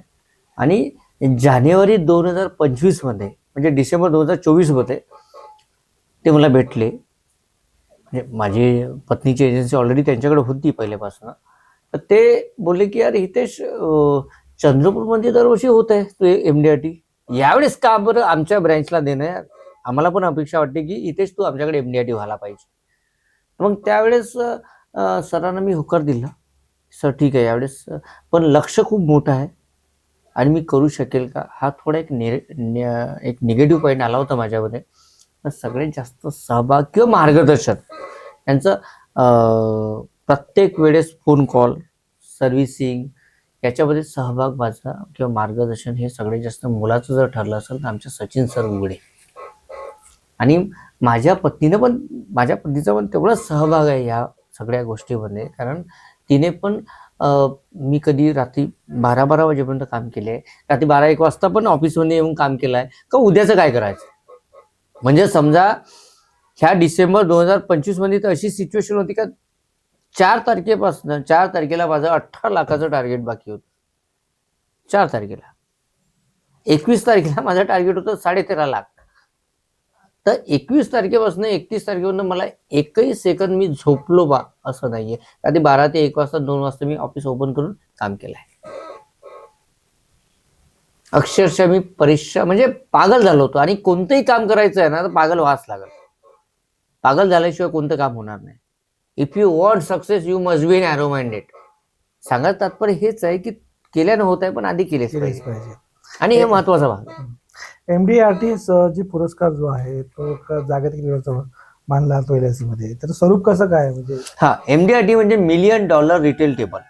हा जागतिक स्तरातला आमच्या LIC साठी सर्वोच्च पदक आहे. LIC म्हणण्यापेक्षा IRDAच्या माध्यमातून जेवढे इन्शुरन्स कंपनी आहे त्या प्रत्येकाला MDRT एक पोस्टिंग दिली आहे, जो जेवढे काही LIC एजंट आहे त्याच्यामध्ये समजा जसं आमच्या LICचे 14 लाख LIC एजंट काम करतात, तर त्याच्यामध्ये मोजके 100 एक MDRT एजंट बनतात. एवढं भारी आहे. आणि हा जागतिक पुरस्कृत असल्यामुळे याचं जे काही सेलिब्रेशन आहे जे काही ते USA ला म्हणजे अमेरिकेला पूर्णपणे त्यांचा प्रोग्राम तयार केला जाते. दरवर्षी हा प्रोग्राम होते आणि हा बहुमोल पाहण्यासाठी आमच्या LIC एजंटला खूप मेहनत करावं लागते, ज्याची तुलना कोणासोबतच होत नाही. तो अक्षरशः परेशान राहते आणि ज्याच्यात ते लोकांना फेस करून कस्टमरचं हे करणं, त्यानंतर कोणाला कोण्या पद्धतीची पॉलिसी द्यायची आहे एखादी मुलगी आहे तिला कन्यादान योजना द्यायची आहे तर कोण्या पद्धतीत द्यायची? कारण कन्यादान योजना जरी म्हणलं आपण तरी वडील नसताना पण LIC ते पूर्णपणे काम करणार आहे. वडील नसताना पण तिचं शिक्षण होणार आहे, वडील नसताना पण ते लग्न होणार आहे. हे ती पॉलिसी आहे. एक सुकन्या योजना 15 वर्ष भरा, 5 वर्ष थांबा, पैसे घ्या. पण त्याच्या समजा वडिलाला काही झालं तर समोरचे सगळे हप्ते माफ, मृत्यू द्यावा भेटेल. असे काही प्लॅन आहे LIC मध्ये जे अनगिनत आहे आणि त्याला काहीच आपण पर्याय देऊ शकत नाही. LIC सारखी दुसरी कंपनीच नाही आहे. बाकी किती आले सर मला नाही माहीत, पण LIC हा विश्वास मान्य म्हणजे आपण ज्याच्यावर पूर्णपणे डोळे लावून विश्वास करू शकतो असा LIC हा एकच एक पर्याय आहे. यासोबत दुसरा पर्याय नाही आहे. LIC मध्ये जे शिक्षण घेणारे जे अत्यंत गरीब विद्यार्थी आहेत की जे विद्यार्थी शिक्षण घ्यायला समोर त्यांना अडचणी निर्माण होतात आणि त्यांना उच्च शिक्षणासाठी कुठले दारे जे आहे खटखडू लागतात, त्यांच्याकडे आर्थिक नियोजन नसते. त्यासाठी बेरोजगार जे युवक आहे ज्यांना वाटतं की आपण शिक्षणासाठी समोर ज्या उच्च शिक्षणाची निवड झाली असेल तर त्यासाठी आपण LIC साठी कुठले काही पॉलिसी आहे किंवा असं काही आहे का? आहे ना, जसं चिल्ड्रन मनी बॅक प्लॅन आहे, जीवन तरुण प्लॅन आहे, जीवन लाभ प्लॅन आहे, जीवन उमंग आहे. नाही, एज्युकेशनचा तर होतो ज्यांना जसा वयाचा उंबरठा जो आहे 18 वर्ष झाल्यानंतर समोर किंवा 16-17 वर्ष झाल्यानंतर त्यांना एज्युकेशनकडे IT सेक्टर किंवा इतर MBBS MD या क्षेत्राकडे वळता येईल त्यांना आणि अदरवाईज त्यांना MBA विविध क्षेत्रामध्ये त्यांना जाता येईल असं कुठला प्लॅन आहे की जो जे युवकांना बेरोजगार जे विद्यार्थी शिकत असणारे त्यांना समोर डेव्हलप करण्यासाठी उच्च शिक्षणासाठी असे कुठले काही प्लॅन आहेत का? बघा, LIC हा विषय असा आहे की तुम्हाला गुंतवणुकीचा विषय आहे. पहिला पार्ट काय गुंतवणूक. आता त्याच्यामध्ये कसं आहे, समजा एखादी व्यक्ती जर काही गुंतवणूक करतात तर त्याला पर्याय भेटेल, नाही पर्याय कुठं भेटणार? पर्याय नाही आहे ना. आता समजा एखादी व्यक्ती बेरोजगार आहे आणि त्याला शिक्षण जरची गरज आहे, त्यांना ती पॉलिसी काढणे जे आहे गरज आहे, कारण गुंतवणूक करावं लागेल ना. ती पॉलिसी कुठली आहे? जीवन उमंग. जीवन उमंग आणि जीवन उत्सव जर प्लॅन काढले त्यांच्या वडिलांनी त्यांना शिक्षणासाठी लाभदायक 100% त्याला फायदा पडेल. काहून तर 8% 10% गॅरंटेड आहे ना. आज जीवन उमंग मध्ये 8% गॅरंटेड आहे. म्हणजे ते समजा तेवढं अमाऊंट जर भरत आहे आणि त्या अमाऊंट नुसार जर त्याला दरवर्षी पेमेंट भेटणार आहे, म्हणजे दरवर्षी त्याचा शिक्षणाचा पूर्ण सहभाग राहील. तशी ती लाडली योजना आहे, कन्यादान योजना. बिलकुल लाडलीच योजना आहे ना? नाही, कन्यादान योजना. तर कन्यादान योजना ही वयाच्या कुठल्या याच्यापर्यंत 0 पासून सुरुवात आहे. म्हणजे त्याला म्हणजे 18 वर्षापर्यंत वगैरे किंवा घेता येते. नवीन मुलींना त्या पद्धतीने जे आहे एक दिशादर्शक. अजून कुठल्या अशा LIC पॉलिसी आहेत की ज्यामुळे ज्या दिशादर्शक तिने लोकांना आपल्या फायदेशीर होऊ शकतात आणि त्यांच्या जीवनामध्ये वेगवेगळे बदल घडू शकतात आणि जे एक संग्रहित म्हणा का संचित किंवा आपल्या जीवनाचं काहीतरी आपण करून ठेवलं आहे, प्लॅनिंग आहे, फ्युचरचं विजन आहे आणि त्या विजनसाठी आपण काहीतरी सेफ आहोत, सुरक्षित आहोत, असे कुठकुठले प्लॅन आहेत की जे आपण संक्षिप्तपणे मांडावेत? कुठकुठल्या पॉलिसी आहेत त्याचा आपण नामोल्लेख करावा? हा, जसं त्याच्यामध्ये आपण सगळ्यात पहिले जर विचार केला तर आपण जीवन उमंग सारखा प्लॅन खूप चांगला प्लॅन आहे, कारण गॅरंटेड 8% दिलेला आहे. त्यानंतर जीवन उत्सव आहे जो गॅरंटेड 10% दिलेला आहे. पण जीवन उमंग मध्ये कॅश फ्लो जो आहे, कॅश व्हॅल्यू आहे तो वाढत आहे आणि उत्सवमध्ये तो स्टेबल आहे, त्यामुळे त्याला 10% दिलेला आहे. त्यानंतर इंडेक्स प्लस आहे जो मार्केटशी रिलेटेड आहे, म्हणजे आपण त्याला आम्ही आमच्या LICच्या भाषेमध्ये किंवा बाहेरच्या मार्केटच्या भाषेमध्ये आम्ही SIP म्हणून जाहीर केला आहे. त्यानंतर बाकी पुन्हा जीवन लाभ आहे जो खूप छान प्लॅन आहे, शॉर्ट टर्म आहे आणि रिटर्न खूप छान आहे. लक्ष आहे ज्याला जेवढं जास्त इन्शुरन्स कव्हर घेता येईल तेवढं घेऊ शकतो. त्यानंतर समजा कोणाला रिटर्नची काही गरज नाही आहे, मला फक्त माझं इन्शुरन्स कव्हर पाहिजे, मला फक्त पैसे किती भरायचे ते सांगा, कमी पैशामध्ये मला जास्त इन्शुरन्स कव्हर पाहिजे, त्यासाठी टर्म प्लॅन आहे जो बेस्ट आहे. एक कमी बजेटमध्ये 1-2 करोड 5 करोड 10 करोड पर्यंत आपण इन्शुरन्स देऊ शकतो, असे पण प्लॅन आहे. आणि जे ज्येष्ठ जे आहेत त्याचा वृद्धापकाळामध्ये त्यांना आधार नसतो आणि त्याला पेन्शन योजना वगैरे जे आहेत असे काही कुठले प्लॅन आहेत? आहे ना, जीवन शांती आहे, जीवन अक्षय आहे, ज्याच्यामध्ये आपण वृद्धकाळासाठी देऊ शकतो. त्यानंतर मनात प्रधानमंत्री वायावंदन योजना आली होती. त्याची वयोमर्यादा काय वयोमर्यादा 50 पासून 70 पर्यंत. 70 पर्यंत त्या पलीकडे जाईल. त्यानंतर मग त्या पलीकडे तो वृद्ध झालं ना, ते 10 वर्षाचा प्लॅन होता तो. अच्छा, 10 कारण तो वर्षाचा. केंद्र सरकारनं दिला होता LIC ला. अच्छा वायावंदन, प्रधानमंत्री वायावंदन योजना, आणि ते माननीय प्रधानमंत्री नरेंद्रजी मोदी यांनी काढलेला तो प्लॅन होता की एखादी LICच्या माध्यमातून एखादी आपल्या ग्राहकाला काही भेटायला पाहिजे पेन्शन, पण त्यांना कारण त्यांनी त्यांचा रेट ऑफ इंटरेस्ट छान होता. अच्छा. हा. तो अजूनही सुरू आहे? नाही, तो आता बंद झाला. बंद झाला. हो. तुम्ही होता? ऑगस्ट 2025 पासून बंद सध्या झाला. नाहीये. 15 ऑगस्ट 2025 पासून बंद झाला.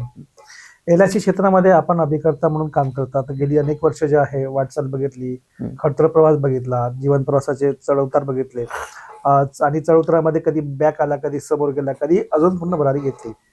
आणि एक आज जे आहे एक आपण जनसंपर्क कार्यालय इथे आहे, ज्या भद्रावती चंद्रपूर रोडवरती जनसंपर्क लोकांच्या सेवेसाठी ते उपलब्ध केलं, जेणेकरून लोकांच्या अडचणी तातडीने म्हणजे सोडवणूक करता येईल. यासाठी तुमचं जे काही म्हणजे एक लोकांचा म्हणजे एट ए टाइम सेकंदात जी गोष्ट, मिनिटात किंवा सेकंदात ज्या गोष्टी ज्या उपलब्ध करण्याचा तुमचा प्रयत्न आहे.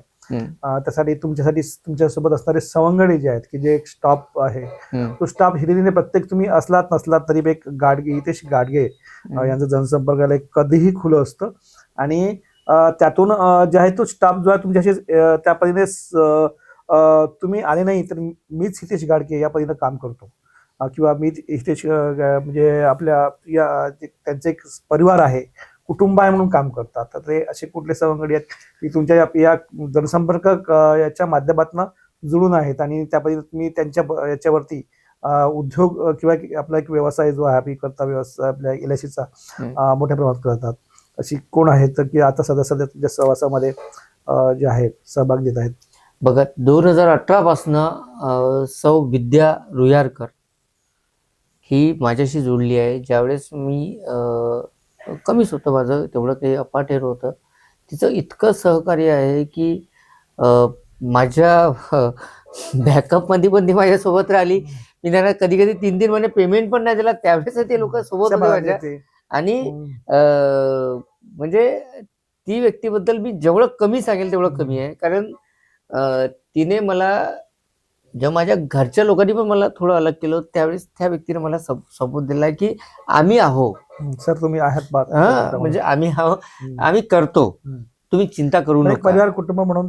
ते परिवार कुटुंब म्हणून. त्यानंतर कुठले कोण आहेत अजून? त्यानंतर जनरल इन्शुरन्स म्हणून आपली सौ म्हणजे आता श्रीमती वैशाली रोगे, ती पण तेवढीच महत्वपूर्ण आहे. कारण माझं पूर्ण जनरल इन्शुरन्सचं काम म्हणजे मोटारसायकल इन्शुरन्सचं काम जे आहे ते वैशाली रोगे म्हणून पोरगी करते. आणि ह्या दोघीने मला खूप सपोर्ट दिला आहे. म्हणजे ह्या दोघीचा सपोर्ट आणि संजय पुनवटकरचा सपोर्ट, हे तिघाचं जे पडलं आणि जो मला रस्ता मिळाला, आणि प्रत्येक वेळेस असं वाटलं की यार आपण नसलो नाही आता म्हणजे जनसंपर्क कार्यालयामध्ये ही जी काही पारिवारिक दृष्टिकोन तुम्ही ठेवला या बद्दल LICला जे आहे अनेक जे आहे LIC देण्याचं काम आपण करतात. वेगवेगळे प्लॅन आहे, वेगळे प्लॅन इथून बसून देतात तुम्ही, आउटडोअरला पण जातात, त्यानंतर प्लॅनिंग बैठका घेतात विविध याच्यावरती. आणि एक आज इथपर्यंत तुम्ही 2024 आणि 25 पर्यंत पोहोचलेला. आणि MDRT हा याच्यापर्यंत येऊन एक नामांकनासाठी आपण लायबल झालेला आहात. तर याच्यामध्ये सगळ्यांचेच हात तुमच्या हात, मला तुमच्या संवादातून व्यक्त झाले की अनेकांचे हात तुमच्या पाठीशी झालेले आहेत. तर ते एक तुमचे आपल्या तुम्ही ज्याला आध्यात्मिक गुरु म्हणतात ते त्यांचा एक महत्त्वाचा सहभाग राहिलेला आहे दिशादर्शक वळण देण्याकरता. त्याचबरोबर इतर सवंगडी मित्र की चढताना जे आहे सगळेच असतात, पण उतरताना सवंगडी नसतात. उतरताना एक माणूस आहे ना आपला गणेश निमकर. बघा ना, मी काय म्हणतो, उतरताना सवंगडी नसतात, पण त्यावेळेसही असेही काही असतात की जे उतरताना जे सोबत असतात तेच खरे सोबती असतात, आणि तेच खरे म्हणजे हे असतात, मित्र असतात. आणि अशा मित्रांनी सवंगड्यांनी तुम्हाला स्ट्रगल मध्ये हातभार दिला, हा खूप महत्वाचा भाग आहे. तुम्ही MDRT ह्या याच्यापर्यंत पोहोचलात, दिशादर्शक काम आता तुम्ही करणार आहात, आणि अजून नवीन भरारी जे आहेत घेणार आहात. LICच्या विविध कामासंदर्भामध्ये तुम्ही बरीचशी माहिती दिली आतापर्यंत. आणि महत्वाचा भाग म्हणजे तुम्ही LIC जे आहे जनसामान्यांसाठी, म्हणजे अन्न वस्त्र निवारा ह्या माणसाच्या मूलभूत गरजा आहे. आणि त्यामध्ये कुटुंब आलं, त्यानंतर बालपण आलं, त्यानंतर युवावस्था आली, त्यानंतर वृद्धावस्था आली, त्यानंतर विविध घडामोडी आल्या. त्याच्या या सगळ्यांना दिशादर्शक LIC म्हणून एक ज्योत जे आहे, जीवन आपलं साफल्य, एक समोरचं काय म्हणतो आपण त्याला, एक बचत आपल्याला आपल्या नंतरही कोणतरी आहे आपल्या पाठीशी. म्हणजे आपण जरी असलो तरी आहे, पण नसलो तरी आहे. तर यासाठी जी भूमिका आठवली म्हणजे LICने तुमच्या माध्यमातून जी तुम्ही करता, तर त्यासाठी तुमचा संदेश काय होऊ शकतो LICच्या यांना? माझं एकच म्हणणं आहे की जे ब्रीद वाक्य आतापर्यंत आलंय, अन्न वस्त्र निवारा. आता माझं एक ब्रीद वाक्य आहे की अन्न वस्त्र निवारा, त्याच्यामध्ये एक प्लस करा LIC म्हणजे जीवन विमा. हा इतका काळाची गरज आहे, ते कोणताही जीवन विमा राहू शकते. आता सांगायचं तात्पर्य म्हणजे life insurance must, health insurance आणि जनरल इन्शुरन्स. कारण हे 3 जर गोष्टी तुमच्या बरोबर असेल, म्हणजे अन्न वस्त्र निवारा प्लस हे 3 गोष्टी जर महत्वाच्या असेल, तर तुम्हाला कुठंच काही हात पसरवायची गरज नाहीये आणि हात दाखवायची गरज नाही. कारण हेल्थ इन्शुरन्स मस्ट आहे, लाईफ इन्शुरन्स पण मस्ट आहे आणि जनरल इन्शुरन्स पण मस्ट आहे. एवढं सांगू शकतो. बाकी आणि जीवनाच्या याच्यामध्ये LIC जे आहे, LIC हा कसं की एखाद्याच्या जीवनामध्ये एखादा अपघात होणे, दुःखाचं वातावरण सावरलं असतं, लाशेच्या किरण जरा काय आहे, एखाद्याच्या जीवनामध्ये वेगळ्या पद्धतीचं स्वरूप निर्माण होतं, त्यावेळेसही LIC एक पाठबळ उभी राहते. हा खूप मोठा विषय झालाय माझ्या जीवनामध्ये की एखाद्या घरचा कर्ता व्यक्ती जेव्हा जाते ना, त्यावेळी प्रत्येक वेळेस काय होते माहित आहे का, त्या व्यक्तीला किंवा जे व्यक्ती राहते, मग ती पत्नी असो, आई असो, जे काही असेल, तर त्या प्रत्येक जण पैसे मागायला येतात, द्यायला कोणीच नाही. आणि आमचा LIC त्याला द्यायला जातात. हा सगळ्यात मोठा आमचा प्लस पॉईंट आहे. त्यामुळे इथून आपला संदेश असेल की प्रत्येकाने LIC जे आहे यस काढायला पाहिजे. खूप काळाची गरज आहे. आणि लोकांनी, मी तर म्हणतो ना की गरीबातला गरीब असेल ना, त्याने पण काढायला पाहिजे, कारण त्याचा पण अधिकार आहे. आणि कमीवाले आहे पॉलिसी आहे, बिंदास काढा. कारण तुमचं बॅकअप हे सगळ्यात मोठं बॅकअप जे आहे ते LIC आहे. हितेश जे गागे यांच्या जनसंपर्क कार्यालयात आज संवाद साधता आला आणि त्यांच्याशी दिलखुलास चर्चा करता आली. ते MDRT जे आहे जागतिक स्तरावरील जो पुरस्कार जो आहे तो LIC संदर्भात काही विशिष्ट व्यक्तींनाच मिळतो आणि त्यासाठी खूप मेहनत, अथक परिश्रम आणि घ्यावी लागते. आणि त्याचबरोबर वेगवेगळ्या ज्या आहेत तो जे प्लॅन जे कालमर्यादा असते, त्या कालमर्यादेतच आपला जो प्रगतीचं जे एक झंझावत असतो ते त्यांना प्रत्येक अभिकर्त्याला साकारावं लागतं. आणि ती तिथपर्यंत पोहोचली आहेत. त्यांच्या जीवनामध्ये अनेक चढउतार आले आहेत आणि दुःखदायी बाबी आल्यात, त्याचबरोबर आनंददायी पण बाबी आल्यात. पण एक वृत्तपत्र विक्रेता मुलगा आणि दूध वाटतो आणि त्यातून समोर एक वेगळं वळण येतं, शिक्षणाकडे वळतो, त्यानंतर शिक्षणातून आपला 10वी करतो, 12वी करतो, ITI करतो आणि त्यानंतर जे आहे त्याला वेगळं वळण देण्यासाठी एक म्हणजे एक भूमिका होते की त्या एक दैनंदिन याच्यामध्ये मित्र याच्यामध्ये थोडासा एक जीवनाची वाट चुकतो. पण त्या वाटेमधूनही नवीन संघर्ष करत एक नवीन उभारी घेण्याचं काम त्याच्या जीवनामध्ये घडतं आणि ते आध्यात्मिकतेच्या माध्यमाने घडतं. एखादं व्यक्तिमत्व त्याच्या जीवनात येतं आणि त्या जीवनाचा एक त्यांचा एक अविभाज्य भाग बदलून जातो आणि ते LIC कडे वळतात आणि त्यातून एक आपला एक नवीन जे आहे ग्रामीण, शहरी आणि विविध पातळीवरती ज्या लोकांची सांगड जोडतात, नाड जोडतात आणि असे जीवाभावाला सुखदुःखामध्ये जोडणारे मंडळी त्यांच्या सोबतीला असतात आणि ते सोबतीनं आणि त्यांच्या सहकार्याने ते त्या लेवलपर्यंत पोहोचतात आणि आज ते MDRT पर्यंत पोहोचले आहेत.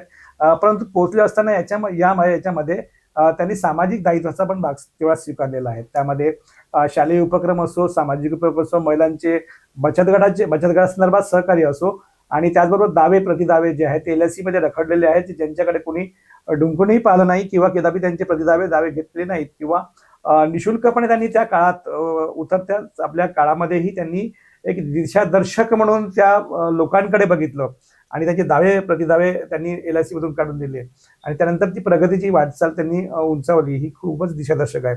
आज त्यांच्या हितेशजी गाडगे यांच्या शी संवाद करता आला, चर्चा करता आली आणि LIC हा खरोखरच माणसाच्या आणि प्रत्येक जीवनाच्या प्रत्येक वळणावरती एक आशादायी भाग आहे, कुटुंबाला सावरणारा, आणि ही खूप महत्त्वाची हे आहे.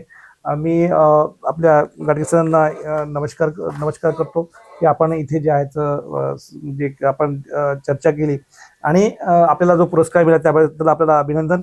यापुढेही धन्यवाद आपण सर, दिशादर्शक धन्यवाद. वाटचाल कराल, अनेकांच्या जीवनात नवीन जी उभारी द्याल. इथेच थांबतो. धन्यवाद नमस्कार. सर. जय गुरुदेव. माझा हा संदेश आहे की माझ्या या जे 2009 पासनं आतापर्यंत 2025 पर्यंत जे काही घडामोडी झाल्या, जे काही झालं, त्यात माझ्या संपूर्ण सहकारी, मित्र मंडळी, माझे नातेवाईक, माझे आई वडील यांचा खूप मोठा सहभाग आहे आणि त्याच्यामध्ये माझ्या गुरुदेवाचा सगळ्यात मोठा सहभाग आहे. आणि हे माझ्यासाठी एक कृपाभिलाषी आहे की त्यांच्या ह्या मार्गदर्शनामुळे मी आज इथपर्यंत पोहोचलो. जय गुरुदेव.